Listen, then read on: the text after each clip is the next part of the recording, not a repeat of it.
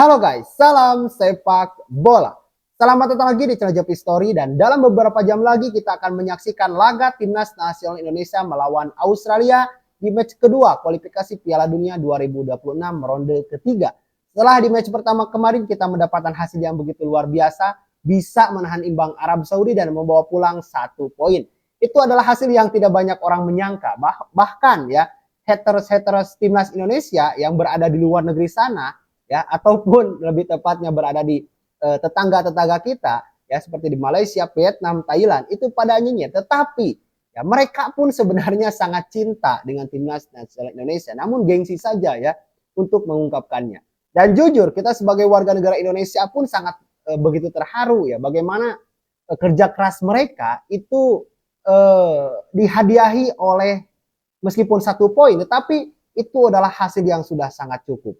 Nah, ketika kita berhadapan dengan Australia ini yang ranking FIFA-nya lebih di atas Arab Saudi, maka ya apa yang akan terjadi adalah semoga saja yang terbaik untuk timnas kita. Karena apapun hasilnya, entah itu seri ya, bahkan sampai menang, bahkan kalah sekalipun ya, buat pribadi itu sangat begitu cinta dengan timnas nasional Indonesia. Karena ya, kita ini tampil perdana di kualifikasi Piala Dunia sampai dengan ronde ketiga.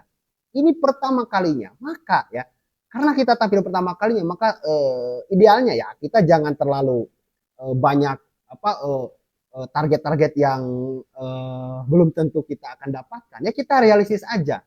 Ya kita nikmati pertandingan yang disuguhkan oleh timnas nasional Indonesia ini adalah sebuah pertandingan ya untuk persiapan dalam laga-laga besar ke depannya.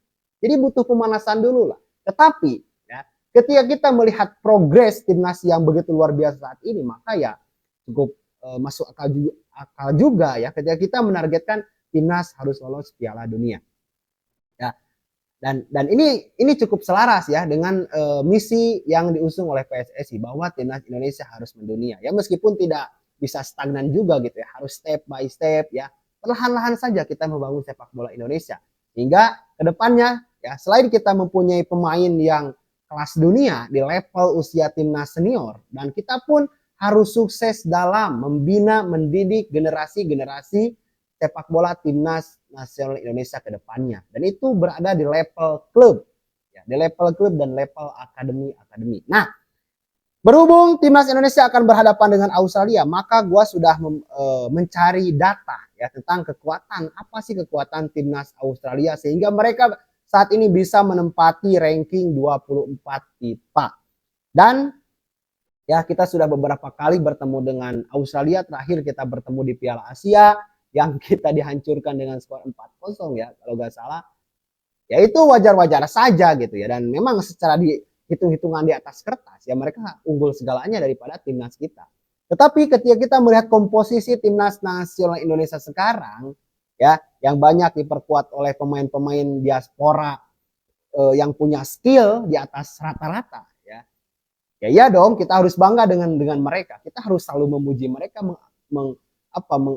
menggema-gemakan nama mereka ya, karena dengan cara seperti itu ya kan, itu adalah upaya kita untuk memotivasi mereka agar mereka itu lebih bisa percaya diri dalam menghadapi match berat ini. Nah, ada beberapa catatan penting ya terkait kekuatan timnas nasional Australia ini. Nah, kemarin mereka di pertandingan pertama hantam oleh Bahrain dengan skor tipis 1-0. Tidak banyak orang yang menyangka juga gitu ya bahwa Australia akan kalah di match pertama oleh Bahrain. Golnya pun itu gol bunuh diri. Nah itu adalah kelemahan mereka. Ketika gue melihat match kemarin, karena gue kebetulan nonton juga ya pertandingan Australia melawan Bahrain. Australia itu meskipun mereka diperkuat 23 pemain mereka itu bermain di Eropa ya, di klub-klub yang cukup ternama, bahkan ternama juga ya di Eropa. Mereka pun tidak tampil dengan begitu sempurna. Banyak sekali celah-celah yang menjadi kekurangan mereka. Seperti di laga melawan Bahrain kemarin itu ada di pertahanan. Pertahanan mereka itu banyak miskomunikasinya. Ya. Bahkan gol bunuh diri pun itu lahir dari miskomunikasi yang bukan hanya sekali, itu terus berulang. Lalu mereka pun bermasalah di dalam hal finishing. Kemarin melawan Bahrain, Australia itu sangat memegang kendali pertandingan. Ya. Bahkan mereka pun punya tendangan-tendangan yang on target, yang membahayakan. Tetapi masalah mereka yaitu dalam hal finishing. Nah, setelah gue lihat telusuri, oh ternyata ya di klub Australia itu tidak ada striker murni, nggak ada striker murni. Ya itu kebanyakan di tim Australia itu adalah gelandang serang, ya gelandang yang bisa menjadi gelandang, lalu juga bisa menjadi penyerang. Nah, salah satu yang membuat gue sangat khawatir ya nanti ketika melawan Indonesia adalah tampilnya pemain muda yang dimiliki oleh klub Bayern Munchen, yaitu Jackson, mohon maaf, yaitu Nistroy Iran Hunda.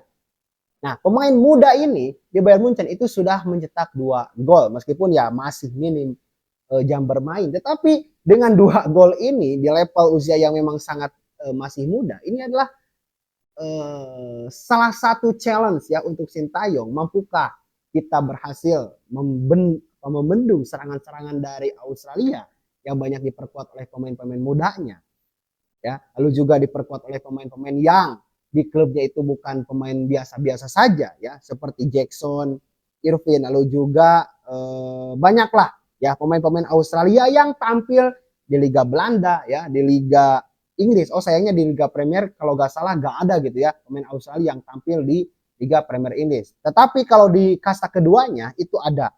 Lalu juga ada yang tampil di Serie A. Nah di Serie A ini paling banyak pemain timnas Australia itu tampil di sana. Seperti penjaga gawang yaitu Matthew Ryan, itu tampil di AS Roma dan menjadi penjaga gawang andalan AS Roma. Nah meskipun ya Australia ini banyak diperkuat oleh pemain-pemain penting yang tadi gua katakan itu mereka tidak luput dari kesalahan. Nah kesalahan ini yang harus kita manfaatkan. Dan gua yakin Sintayong juga sudah punya data-data tentang bagaimana statistik timnas Australia ini dan bagaimana cara dia bermain ya dan bagaimana pemain-pemain itu mengorganisasikan serangannya. Ya, gue yakin Sintayong sudah mempunyai data itu.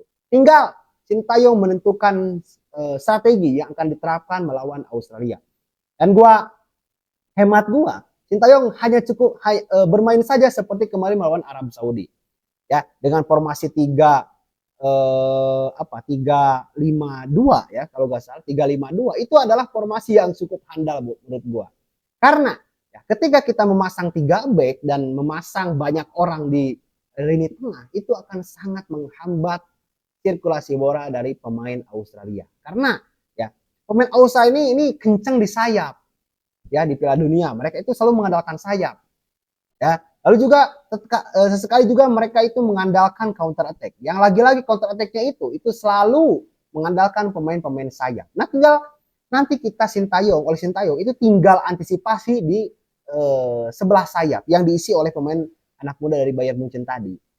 Ya, lalu juga antisipasi dari umpan-umpan silang yang ya, secara postur ya pemain Australia ini kan tinggi-tinggi besar ya, tinggi-tinggi dan besar juga. Nah ini akan sangat banyak dimanfaatkan menurut gua oleh pemain-pemain dari Australia. Karena secara postur kan dengan timnas nasional Indonesia itu agak berbanding jauh ya. Hanya Jai Idjes kalau nggak salah yang mempunyai tinggi besar yang hampir mirip dan hampir sama dengan pemain dari Australia. Oke, dan terakhir gue akan memprediksi starting line up dari timnas nasional Indonesia yang akan diturunkan oleh Sintayong ketika melawan Australia nanti.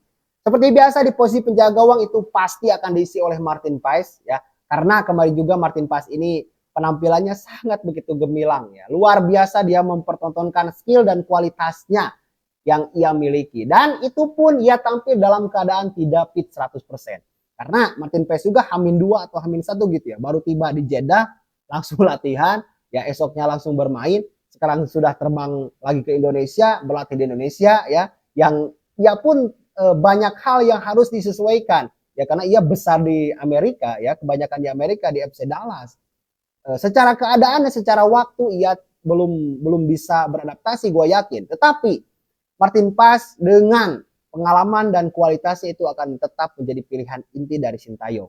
Lalu juga di posisi lini bertahan atau back itu ada wajah baru yang akan ditampilkan menurut gua oleh Sintayong yaitu Justin Hubner yang kemarin tidak bermain melawan Arab Saudi karena akumulasi kartu, tetapi ya nanti melawan Australia kemungkinan Justin Hubner akan ditampilkan dari menit awal. Lalu juga akan kapten kita yaitu Jai Idjes itu pasti itu akan menjadi pilihan penting. Nah, lalu antara Rizky Ridho dan Calvin Verdong yang akan diterapkan oleh Sintayong dalam mengisi posisi pemain bertahan. Lalu juga di posisi pemain tengah ya, Tom Hay ya, profesor kita semua itu pasti akan tampil lebih awal, lalu juga didampingi oleh Ipar Jenner, lalu juga Nathan Choaon ya. Kemungkinan Marcelino juga akan ditampilkan lebih awal oleh Sintayong ya, berdampingan dengan Witan Sulaiman yang kemarin pun tampil begitu luar biasa. Nah, dan Ragnar Oratmangun itu pasti akan menjadi pilihan tepat karena ya kemarin pun Ragnar ini penampilannya itu paling konsisten menurut gua ya, paling konsisten bersama Jai Ijes. Nah, lalu juga Sandy Walsh ini akan diturunkan juga dari menit awal oleh Sintayong. Dan secara formasi, gue yakin Sintayong akan tetap menampilkan formasi seperti melawan Arab Saudi kemarin, yaitu 3-5-2. Dan kita itu harus banyak build up, santai aja gitu ya. Jangan terlalu terburu-buru untuk langsung menyerbu lawan. Kita build up dulu, mainkan bola ya, kuasai lini tengah. Dan yang paling penting adalah maksimalkan counter attack.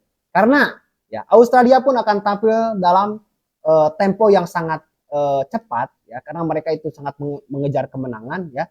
Lalu juga mereka akan banyak lebih menguasai bola daripada timnas kita. Karena timnas kita itu kemungkinan akan banyak bertahan daripada menyerang. Dan timnas Australia itu akan banyak memegang bola dan banyak menekan kita. Kita tinggal tahan aja bola di tengah. Jangan sampai bola itu sampai ke lini pertahanan kita. Ya, kalau bola itu sampai ke lini pertahanan kita itu maka akan jadi peluang yang sangat berbahaya. Nah itu ya, semoga saja prediksi gua benar dan mari kita berdoa untuk kebaikan timnas nasional Indonesia dan semoga timnas kita mendapatkan hasil terbaik melawan Australia ini dan semoga timnas kita mampu lolos ke Piala Dunia untuk kedua kalinya setelah dulu kita sempat masuk ke Piala Dunia di zaman Hindia Belanda. Oke, itu sih yang bisa gua sampaikan. Terima kasih. Jangan lupa like jika Anda menyukai video ini, juga tekan tombol subscribe dan tulis di kolom komentar jika kalian punya pendapat yang berkaitan dengan topik pembahasan dalam video ini. Terima kasih, gue JP Story, salam sepak bola.